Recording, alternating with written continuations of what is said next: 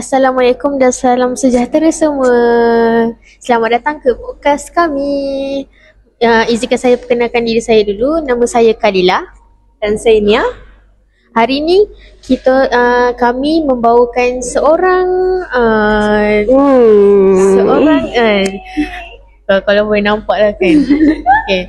Tanpa basa-basi, minta perkenalkan diri anda. Hai Nia, hai Kalila. Okay, saya tetamu untuk hari ni, cik. Okay. Nama saya Aisyatul Radia.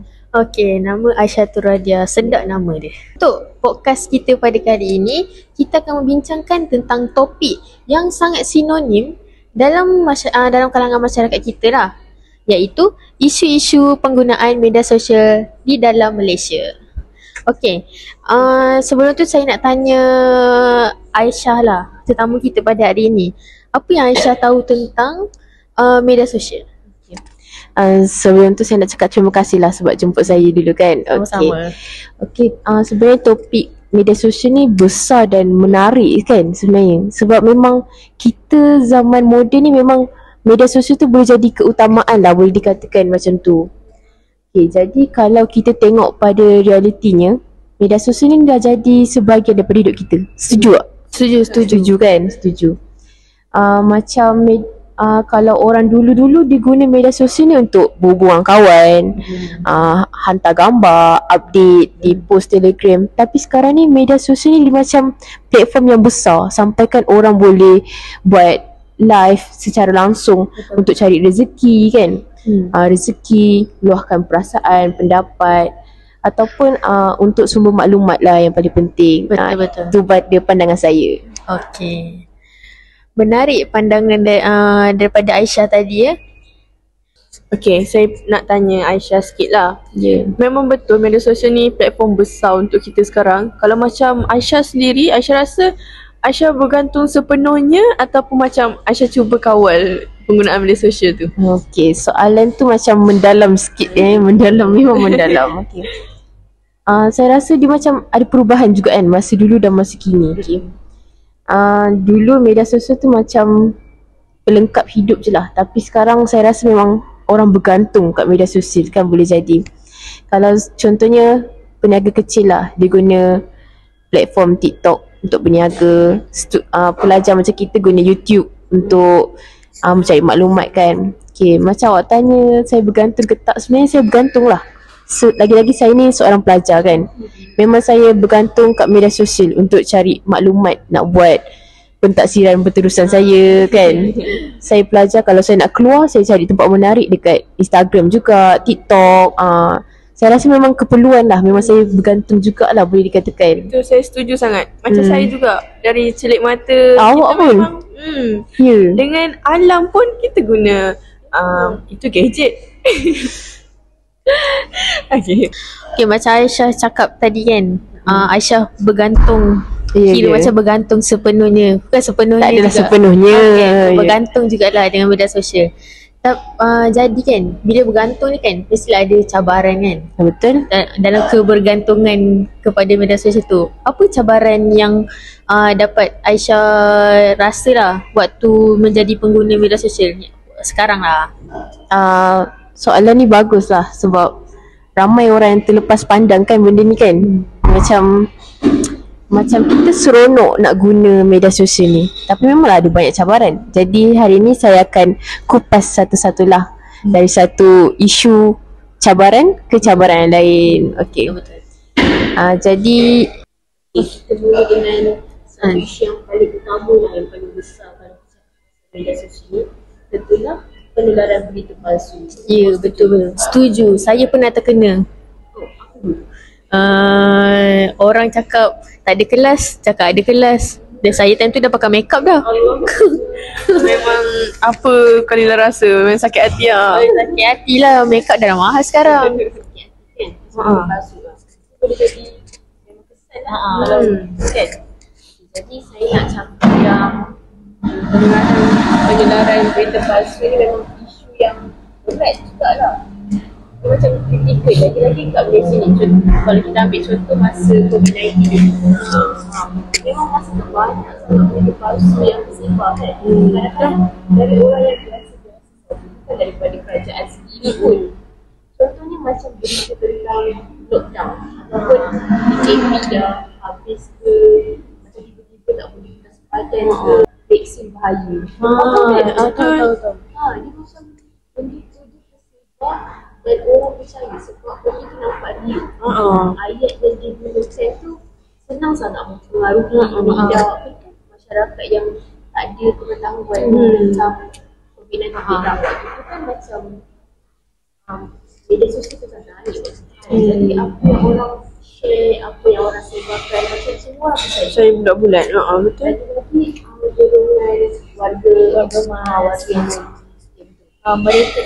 Mereka kan warga emas ni kan diorang kan kira macam lambat terdedah dengan media sosial ni kan. Jadi bila diorang dapat guna media sosial tu mestilah diorang akan percaya bulat-bulat apa benda yang diorang tengok kan. Jadi penyebaran berita palsu ni berimpak lah sebenarnya. Jadi akibatnya macam waktu tu ramai serius, ramai yang panik kan. Ya, betul. Orang ramai panik dan hilang kepercayaan lah pada pihak berkuasa. Sebab kata lockdown dah habis, tapi ada yang cakap ada lagi lockdown. Jadi orang pun macam teragak-agak, orang panik, orang mula membeli belah tanpa kawalan kan. Dulu kan kalau lockdown kan kalau dah habis salah. Kalau lockdown kan contohnya time tu lockdown, lepas tu kalau kita keluar kan kita akan kena compound kan. Jadi bila kena compound tu lagilah orang sakit hati kan. Dah apa ni kena berita palsu. Lepas tu kena compound lagi, duit lagi. Jadi semua tu bermula dengan penyebaran berita palsu. Itulah saya rasa satu cabaran utama yang paling kritikal kalau kita sebut pasal media sosial. Betul. Betul juga Aisyah apa yang awak cakap tu. Kadang-kadang bukan niat kita nak sebarkan benda tu kan. Tapi kita nak jadi orang yang pertama kongsi. Sebab bila jadi orang pertama kongsi tu kita rasa macam wow, kita orang pertama. Kita orang pertama yang tahu benda tu. Itu perasaan kita bagi macam budaya nak cepat viral lah. Betul. Macam nak naik, aku orang pertama tahu. Kita nak kejar populariti. Sekarang populariti sangat dah dikejar-kejar. Cakap pasal ni, masalah ni timbul sebab kurangnya literasi digital lah sebenarnya dalam kalangan pengguna ni. Ramai orang tahu guna media sosial, tapi tak ramai tahu cara nak menilai maklumat dengan betul sebenarnya. Padahal literasi digital penting supaya kita boleh bezakan fakta dengan pandangan berita sahaja dengan berita yang palsu. Kita pun sebagai pengguna media sosial ni kita tak boleh terima bulat-bulat apa yang kita nampak. Okay, soalan saya kan, macam mana sebab kita pun tak tahu nak bezakan berita tu betul ke dari pihak berkuasa ke ataupun dari sebarangan pihak ke. Kalau macam pandangan Aisyah kan, macam mana orang biasa ni nak nilai benda ni boleh percaya ke ataupun sebenarnya sekadar posting yang saja-saja?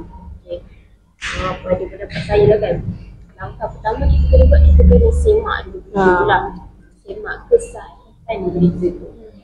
Jadi kita kena tengok dia datang daripada portal rasmi ataupun hanya daripada orang yang akaun biasa-biasa. Macam tu lagi-lagi kat Facebook kan banyak, Facebook sangat banyak. Sangat banyak orang yang scam macam ni, bagi berita yang palsu macam ni. Contohnya kalau berkaitan dengan hal negara kan, kita boleh semak dekat sebenarnya.my. Tahu tak? Tahu, saya selalu juga guna website tu kan untuk cari berita-berita terkini. Ataupun kita boleh semak dekat aplikasi bernama. Okay, itu pertama, semak berita.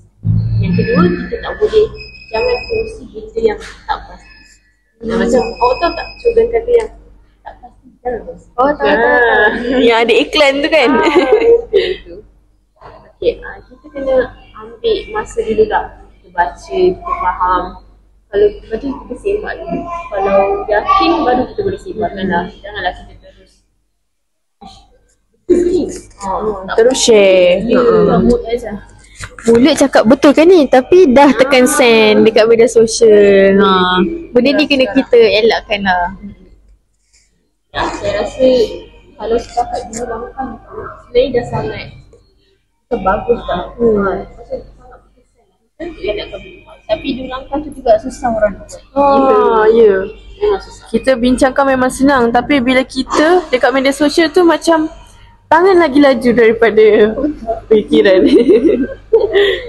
Jadi saya nak cakap kalau sebelum mainkan peranan yang baik, kita boleh kurangkanlah kita punya Okey, kita masuk kepada isu yang kedua. Ketagihan media sosial dan kesannya pada kesihatan mental. Okey, Aisyah rasa isu yang kita akan bincang ni teruk tak bagi Aisyah lah? Bagi saya serius gila. Betul-betul serius lah isu ni. Macam sekarang ni ramai yang tak sedar yang mereka sebenarnya ketagihan media sosial. Ketagihan penggunaan gadget, internet kan. Lagi zaman moden kan, semua pakai aplikasi kan. Macam contoh terdekat lah, kita sendiri pun bangun tidur buka handphone. Macam tu kan? Saya mengaku. Bangun tidur buka handphone. Kita nak makan kita tengok handphone. Nak mandi tak adalah. Makan tengok handphone. Tapi ada kalau orang buang air besar tengok handphone. Tapi bukan saya lah. Sebelum tidur pun kita tengok handphone kan. Masalahnya bila penggunaan media sosial ni macam kita terlalu bergantung, terlalu macam dengan media sosial kan, dia boleh mula mengganggu kesihatan mental kita sebenarnya. Contohnya kalau tak dapat tengok media sosial sehari, kita rasa cemas. Betul tak? Betul-betul. Cemas, tertekan, macam apa ni, apa update sekarang kan. Kita macam tak tahu gila. Dan lagi satu lah, kita mula bandingkan diri kita dengan orang lain. Contohnya macam ramai pengguna muda macam kita juga kan. Kadang-kadang kita macam alami FOMO. Tahu FOMO tak? Fear of missing out. Fear of missing out kan. Macam bila kita tengok orang lain, Betul. Saya pun rasa benda tu. Saya rasa macam nampaknya yang pakai Blackberry kan. dia pakai baju SDG dah. Macam ramai remaja yang sanggup kejar-kejar. Sebab dia takut FOMO lah. Macam tu. Kena ya. Okey, kalau untuk Aisyah kan, FOMO ni bagus tak sebenarnya? Bagi saya FOMO ni ada lah. Ada bagus, ada tak bagus lah. Bagus, ada tak bagus. Bagi saya kalau untuk saya baju kan. Brand baju baru FOMO lah. Kena beli juga. Makanan pun FOMO lah. Nak in trend macam tu. Okay. Tapi ada juga setengah manusia yang iri hati bila tengok orang lain bahagia. Contoh post bukan bahagia, maksud saya macam Happy lah. sikit kan. Betul-betul. Ada setengah orang yang macam aku nak juga. Tu FOMO yang teruk lah. Itu FOMO biasa lah. Kita FOMO juga, tapi ikut kita punya kemampuan. Orang kata Tak adalah dia pakai messages. Saya tak boleh lah. sampai sanggup berhutang sana sini. Itu pun satu keburukan juga lah.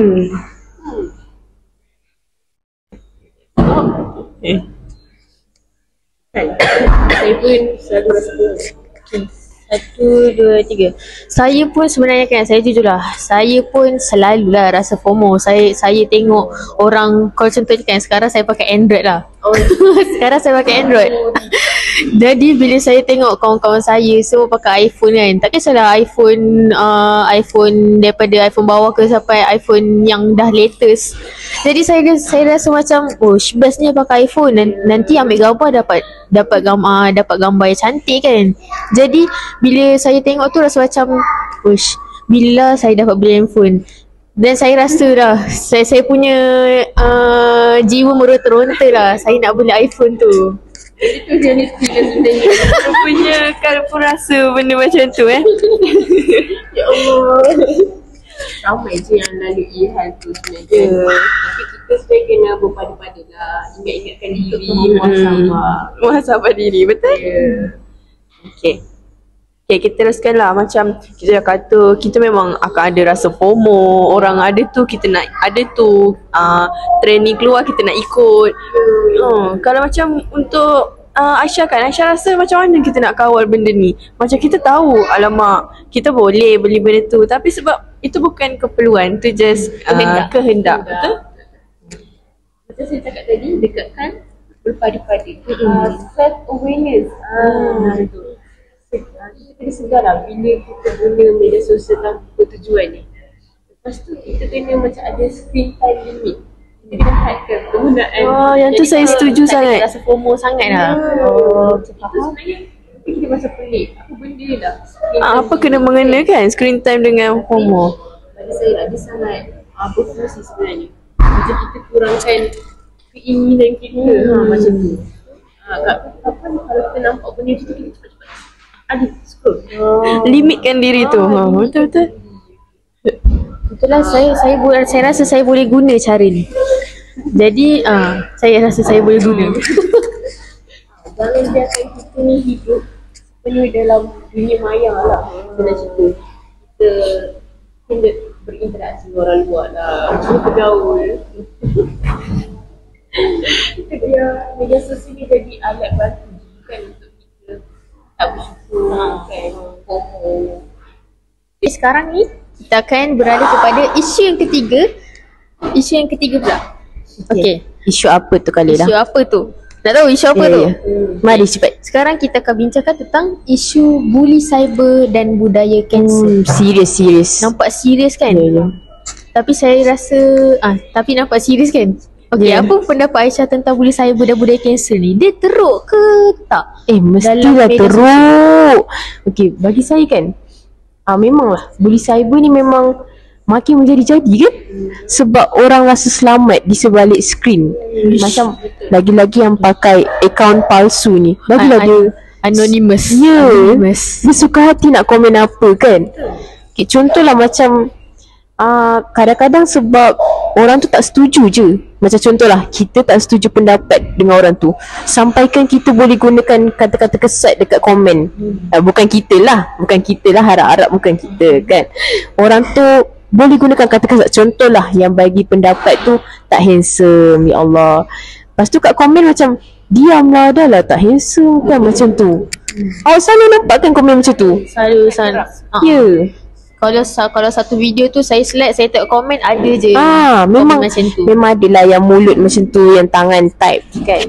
Kadang orang tu nak bagi pendapat, tapi disebabkan ada orang-orang yang macam tu berperangai begitu, sampai mengusik fizikal pula. Betul. Shaming pula jadinya kan dekat komen.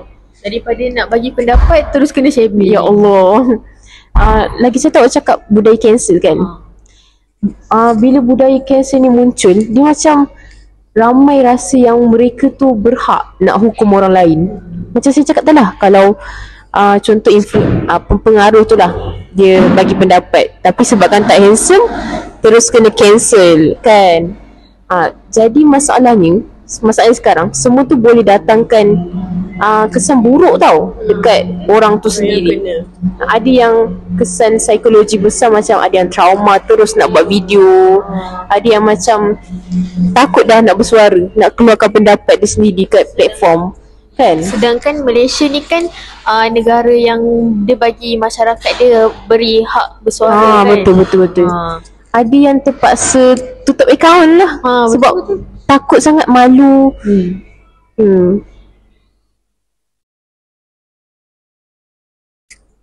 Jadi kan bila budaya cancel ni berlaku kan, budaya cancel dan bully cyber ni berlaku kan, apa langkah yang untuk kita bendung lah perkara ni? Sebab perkara ni sebenarnya bukannya orang dewasa je yang kena, kanak-kanak pun ada yang kena kan, bayi pun ada yang kena. Bayi yang tak tahu apa-apa tu pun kena juga bully cyber dan tak cancel tu takut, tapi bully cyber lah. Jadi kan dia macam, sebabkan bully cyber ni dia menyeluruh macam awak cakap. Jadi saya rasa macam memang kita kena wujudkan macam pendidikan pasal bully cyber daripada awal, daripada bangku sekolah kan. Jadi budak-budak sendiri pun macam ada pengetahuan, oh tak boleh buat ni, oh tak boleh komen macam ni kan. Jadi dari kecil lah diorang tahu limit Ya. Ibu bapa pun penting lah sebenarnya. Ibu bapa sangat. sekolah pertama anak-anak. Ya, betul, saya setuju. Macam ibu bapa pun janganlah komen yang bukan-bukan dekat post orang lain kan. Tak boleh lah kita guna kata kasar. Sebab ibu bapa kan dia suri teladan Ya. Ibu bapa buat, anak ikut. Lagi satu, ada akta komunikasi lah dan multimedia. Tapi ramai yang tak tahu sebenarnya. Kalau orang sedar risiko undang-undang ni, mestilah tak ada orang yang komen jahat-jahat macam tu kan. Okay. Yang ketiga, saya rasa dari masyarakat sendirilah. Masyarakat pun kena sedar lah benda tu tak baik. Tak baik janganlah buat kan. Masyarakat pun kena sedar. Fikiran mindset. Ya, jangan terlalu cepat menghukum orang tanpa kita selidik dulu cerita sebenar dia. Sekarang kita Dah ke berapa dah? dah ke berapa dah? Sekarang dah ke kita kupas. saya rasa saya dah banyak sangat kita orang cakap ni. Saya rasa dah keempat dah. Ini isu keempat dah. Okay, apa dia tu? Aisyah banyak cakap sampai lupa isu ke berapa dah ni. Seronok sangat podcast ni. Okay. Untuk isu yang keempat ni kan, kita sentuh pula isu nilai masyarakat. Aisyah rasa kan media sosial ni banyak tak ubah cara kita berfikir, cara kita bertindak dan juga cara kita menentukan apa yang kita nak buat dalam kehidupan seharian kita. Aisyah rasa macam Ya, ada tak? betul. Sangat banyak Sangat banyak sebenarnya. Dia macam dah jadi media sosial ni tempat platform untuk kita bentuk identiti kita pula. Contohnya macam remaja sekarang macam belajar gaya hidup daripada media sosial. Contohnya pakaian lah. Ikut trend macam tu kan. Macam apa sekarang yang trend? Awak tahu tak Nia? Sekarang kalau ikut trend baggy lah kan. Baju baggy Gitu. Ya. Kalau saya sendiri pun macam esok ada plan nak keluar ni, kita cari dulu kat media sosial. Tengok pengguna dia. Ya, saya memang mengaku. Okay. Tapi kalau nak match baju pun tengok media sosial. Betul. Macam tu lah. Remaja belajar gaya hidup, bahasa, kita pakai slang-slang. Betul. Macam tadi kan kita cakap pasal FOMO tadi kan. Itu slang remaja sekarang. Singkatan-singkatan FOMO, for real, itu semua daripada media sosial lah sebenarnya kan. Betul. Lagi-lagi nilai moral pun sebenarnya kita pun kadang-kadang terikut dengan konten-konten yang kita tengok sebenarnya. Masalahnya bila kita dah terlalu terpengaruh, dia sebenarnya hilang nilai tempatan dalam diri kita. Setuju tak? Setuju, saya setuju. Macam kita ikut trend ni tanpa tapis. Asalkan viral kita ikut. Betul kan? Tapi Orang pun kejar nama sekarang. itu betul. Macam makin ramai pengaruh lah kat media sosial kan. Pengaruh yang mempengaruh. Yang meracun semua orang. Meracun. Kita guna istilah meracun tak? Kalau meracun benda baik tu tak apalah. Ini meracun benda buruk. Macam contohnya kalau macam untuk buat pakaian kan, pakaian kita ketat untuk Islam lah. Pakaian kita ketat semua kan salah kan. Kita masuk sikit lah pasal pendidikan Islam Bagus, kita sesama mengingatkan Okay. Tapi dalam masa yang sama, media sosial ni boleh jadi alat positif lah. Dari segi ni kan. Contohnya ramai macam Kalila cakap tadi, ramai gunakan platform ni untuk berdakwah. Macam diingatkan kita tadi kan. Macam siapa tu yang famous tu, yang ada keluarkan buku, Idin. Idin Ya Ramli. Allah. Macam tu, itu boleh jadi. Dah lah dia berdakwah. Saluran dakwah. Berdakwah dia dapat cari rezeki. Ya, betul. Dia berdakwah secara lisan, berdakwah dalam buku pula. Jadi orang beli buku, orang baca. Itu contoh meracun yang terbaik lah. Betul-betul. Lepas tu dalam media sosial ni macam kempen kesedaran juga kan.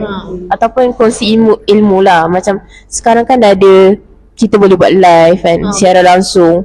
Banyak je konten-konten dakwah-dakwah ni sebenarnya. Macam senang nak cari ilmu lah sekarang. Cuma kita kita je yang nak dengar atau tak. Jadi kita bergantung pada niat lah sebenarnya. Macam awak tahu tak yang ayat niat tu? Ya apa? Innamal Cuba Aisyah bagi tak sikit. Aisyah ingat ke? Kalau ingat boleh bagi. Tak apalah, saya cancel yang tadi tu. Yang ada yang tahu. Saya macam dengar-dengar dia cakap dalam hati lah. Boleh. Tak nak bagi kalau salah.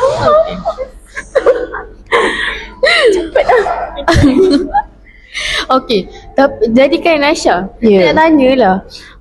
Apa ni, media sosial ni tak salah pun kan? Ya, Tapi betul. cara kita yang Ya. cara kita nak guna tu yang mempengaruhi itulah. Betul. Ya. Kan kita dah kupas banyak isu, banyak cabaran kan. Tapi kita kupas juga pasal positif dia kan. Maksudnya semua ni bergantung pada kita lah. Kita yang kena kawal media sosial, bukan media sosial yang kawan kita, kawal kita semua. Kalau media sosial yang kawal kita, hancur. Habis dah kita. Habis masyarakat. Okay. Dah banyak kan kita bincang pasal isu-isu penggunaan media sosial kan. Banyak sangat. Tapi masa telah pun mencemburui kita. Cemburu betul masa kita kan. Sebenarnya banyak lagi ni kalau ikutkan kita nak borak pasal topik media sosial. Kalau dengan Aisyah ni saya rasa saya nak buat 5 ke 4 jam macam tu. Allahu Akbar. Jemput saya lagi saya Sebab lagi. Aisyah banyak sangat point yang dia bagi. Okay, kalau berdasarkan point yang dia bagi semua kan, menariklah perkongsian Aisyah pada hari ini. Banyak benda yang kita dapat guna, yang kita guna setiap hari, tapi kita tak sedar pun kesan dia. Okay, betul. Saya rasa lepas ni penonton-penonton dari video ni kan mungkin akan pergi berhati-hati dan cakna lah tentang apa yang Aisyah katakan sebentar tadi. Saya harap macam tu lah kan.